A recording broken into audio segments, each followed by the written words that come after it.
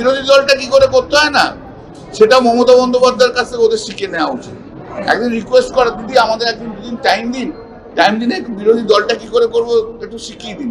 মমতা বন্দ্যোপাধ্যায় দিল্লিতে যে বিরোধী দল কি হয় সেটা দেখিয়ে দিয়ে এসছে, ওদের ট্রেনিং নেওয়া উচিত। দরকার হলে মোদিজিও ট্রেনিং নিতে পারে।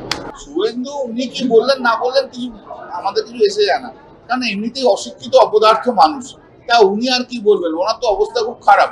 লাস্ট এমএলএ রয়েছে 2-3 মাস, এরপর আর এমএলএও হবে না, সেটা ও বুঝেও গেছে। বেকার লোক, বুঝতে হবে না, সবাই ওদের বুঝে গেছে। হ্যাঁ, পলিটিক্যালি করাপ্ট দল একটা, হ্যাঁ সবাই বুঝে গেছে, ফালতু লোক সব, সমস্ত আজে বাজে ভুসি মালে বিজেপি ভর্তি, একটা শিক্ষিত লোক নেই, সব অসভ্য। হ্যাঁ, এই পাড়ার মস্তানদের মতো সমস্ত কথাবার্তা বলা। একটা ভদ্র লোক আছে নাকি?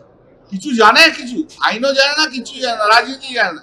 পশ্চিমবাংলায় যেগুলো রাজনীতি করে তারা জীবনে কোনো সিপিএম এর বিরুদ্ধে লড়াই করেছে? মিথ্যে অ্যালিগেশন দিয়েছে একটা বিজেপি, এসব করে বেড়াচ্ছে নোংরামি। আমাদের সব থানাতে কমপ্লেন করা হচ্ছে, এবং প্রতিটি বিধানসভাতে যেন এই সমস্ত কমপ্লেন করা হয়। কেউ নাম প্রিন্ট নেই, কিন্তু পাল্টানো দরকার চাই বিজেপি সরকার, খুব ভালো কথা। এখানে অ্যালিগেশন কে প্রিন্ট করলো? এটা ইম্পারসোনেশন, ক্রিমিনাল কেস হবে এর মধ্যে। ওদের কিচ্ছু করে না, ওদের রোধ করে ছেড়ে দিন। ওদের প্রধানমন্ত্রী তিনি তো রাজ্যসভাতে মমতা বন্দ্যোপাধ্যায়ের নাম না করে অ্যাটাক করেছে। একটা রোহিঙ্গা বার করতে পেরেছে?